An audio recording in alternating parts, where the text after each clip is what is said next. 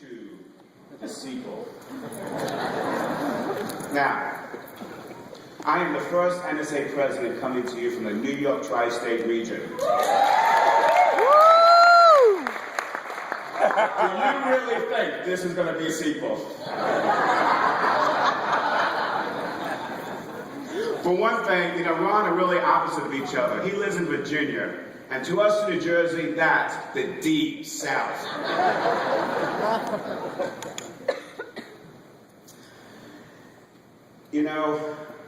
Standing on this stage here today is a pretty important moment for me. More than many of you probably would even realize. You see, when I was a young boy, I was diagnosed with this disorder. It was actually a speech impediment that prevented me from pronouncing the letter R. It's called rhoticism, or as I called it, oticism.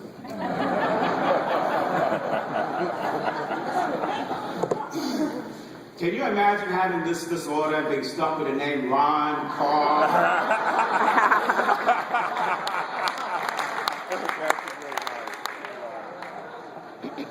I try to introduce myself to a girl when I was young, and I go, hi, my name is Ron Karr. No, Ron Karr. No, Ron Karr. They asked me, from Boston? And college, they even teased me with the nickname Wonka. So to be able to get rid of that albatross and to stand here today, it is extremely rewarding to be standing here today on this stage as the president of the National Speakers Association.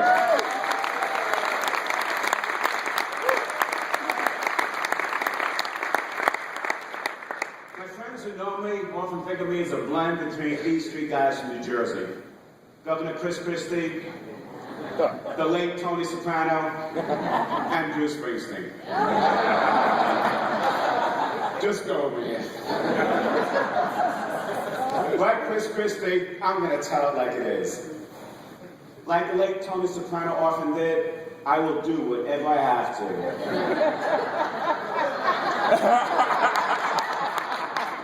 Don't get ahead of me. To take care of the family.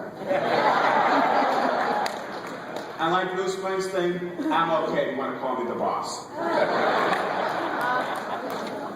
I started my career in sales, and this picture that you're about to see is actually making my first cold call at the age of 2. And in this picture, you're actually going to see me looking up as if I'm thinking about, I can't wait to think about all the toys I'm going to be able to afford with all those commission dollars.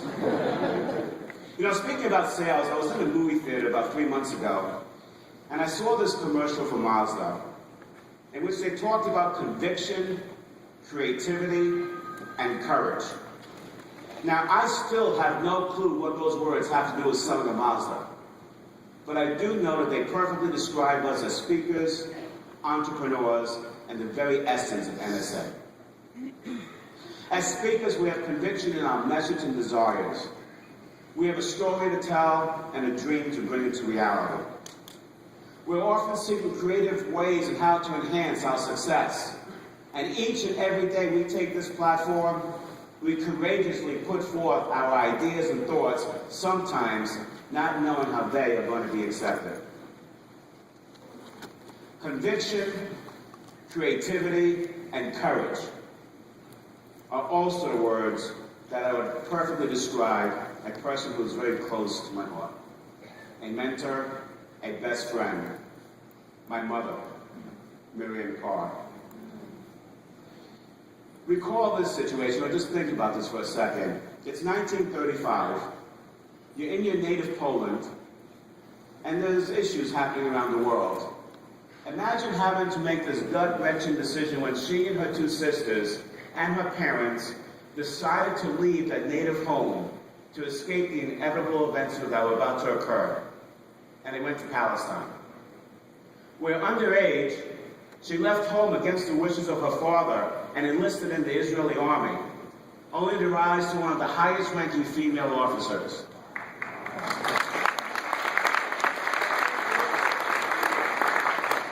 On top of that, in 1950, she comes to the United States, works for Golda Meir at the UN. Golda at that time was the trade ambassador. She's working full-time during the day, taking a full course load at night at NYU, and earns her degree in economics in 4 years. And goes on to become one of the prominent economists of her day, with many seeking her opinions, including sitting U.S. presidents. She eventually rises to the position of Senior Vice President of Chase Bank, and get this, at the age of 72, she goes back to her native Poland and reclaims her family land and her first home. Wow.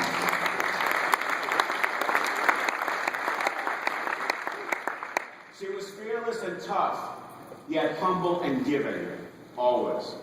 Now, I don't suggest that I'm all these things all the time, but I do aspire to be them in my life, in business, and as your president.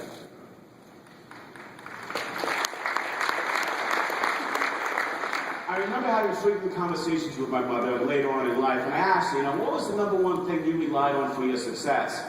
And she talked about the importance of engaging others in dialogue. She said that the exchange of ideas is what leads to creativity, and that's where the solutions to our problems come from.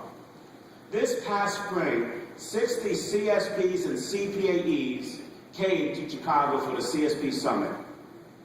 In this program, there were very few speeches given.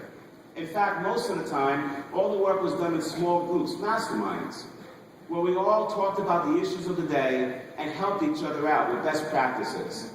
And at the end of that program, everybody who left said it was one of the most powerful experiences they ever had at NSA. The exchange of ideas. And while that was important for my mother, I also later learned that it was not the only thing she relied on. You see, during her career, she had to deal with bias and prejudice against women in the workplace. She encountered people who often said that this is no place for a woman to be. So she had to constantly reinvent herself to make herself relevant so no one could afford to get rid of her services. And then when she was getting ready to retire from Chase Bank a few years before the end of her career, she had her last reinvention. She went to the heads of states of the Latin American countries who had enormous debt with the U.S. banks, and she said, listen, we're going to find you buyers for your products and services, and for every $3 you export, $1 comes to our bottom line to wipe off our debt. Talk about being relevant. But isn't that what you and I face each and every day? The task of being relevant, so at the end of the day, we are valuable to our clients, and in turn, we help our clients become relevant to their marketplaces. And this is no different than what we face as an association. Your board of directors is working diligently with the NSA volunteers and staff to prepare NSA for the future, to set us up for the next 40 years. And today, I am so pleased to announce a result of that incredible effort. You already had a great experience with the app that you used for this convention. But starting today, you can now download apps for both VOE and Speaker Magazine on your smartphones and smart devices.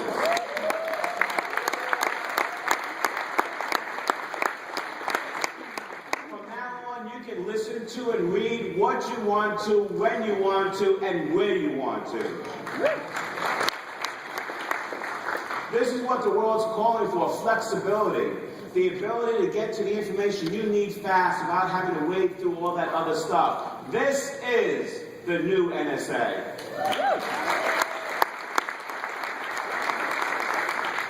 In a few minutes, you're also going to be seeing a video in which we're going to be showcasing some brand new media concepts in the coming year. But you know, the world we live in today is still volatile. But I believe that the world needs all of us today more than ever. As we saw this week, we need our humorists to teach us the lighter side of things and reduce stress. We need our customer service experts to teach us how to enhance customer experiences. We need our sales experts to grow, our leadership experts to help guide the ship. Those motivational moments to break through the barriers.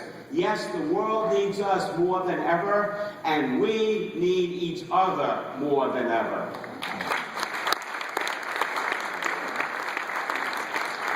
Such is the time that happened to me when I was on my way to Chicago to give a free speech.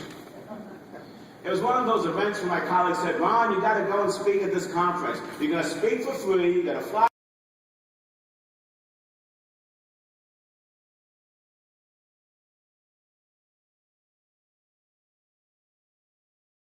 Senior executives in this meeting.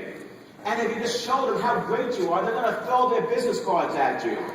So on the plane, I'm thinking about the business cards. I was feeling like I was going to be in Candyland, with dollar bills just flying in my face. Just go with me, okay? So all of a sudden, I land in Chicago, I get into the hotel, and I'm walking into the convention ballroom, all psyched, but as soon as I get into the room, I stop dead in my tracks, astonished to see that there's only 30 people in that room. 30 people! All those negative thoughts started coming into my mind like, what a fool! This is not going to be successful. Why am I wasting my time? Success? Dollar bills coming at me? I'd be lucky if a quarter hit me in the forehead. When all of a sudden, out of nowhere, this concept came into my mind. I heard it from an NSA speaker at a recent NSA event before that speech. And I don't remember who that speaker was, but during the program, that person drilled into our minds that it's not the quantity that counts, it's the quality that counts. So I looked at those, okay, maybe there was only 20 people in the room. I looked at those 20 people and I said, you know, they came to hear me speak and I owe it to them to give them the best speech that I can. So I picked myself up by the bootstraps, and I gave a speech, and there was 200 people in the room, and at the end, all those 10 people, you know what I'm talking about, stood up and gave me a rousing standing ovation. It felt great. But it gets better. A week later, I get a call from John Treese, Senior Executive Vice President of Zilmet Surgical in Jacksonville, Florida. He goes, Ron, 3 of my regional managers heard you speak in Chicago last week. That phone call was the beginning of a lifelong relationship that led to significant revenues for me. And after working with John and a couple of companies that he managed, and he made all his millions of dollars, he retires, goes, writes his own book on management, becomes a professional speaker, and is today a member of the National Speakers Association.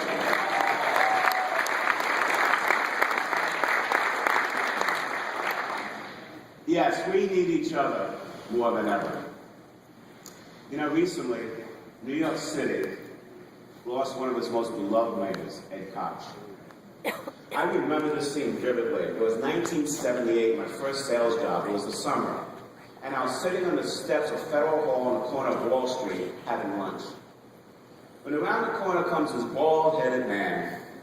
And he comes in front of the steps and he looks up at the crowd and he goes, ladies and gentlemen, my name is Ed Koch and I'm running for mayor of New York City. So how am I doing? That line, how am I doing, became legendary and it cemented his legacy. I promise you, I am not going to be asking you how I am doing. I'm going to be asking you how we're doing. Because in the end, we are in this together. Today, the economy is getting stronger, and we are on the rise. But yet, all of us still yearn to do even better. The NSA volunteers and staff are dedicated to continue to think creatively and come out with additional innovative products and services that are going to help all of us stay relevant and achieve the business that we both deserve and desire. And it is my honor to lead that charge for you this year. In New York, we cut to the chase. So here's the bottom line. We want to succeed today. Being good is not enough. We must be great at what we do. So I invite all of us to join together and be great. Or, in the words of the boss, Bruce Springsteen, let's come on up for the rising. Let's together come on up for the rising.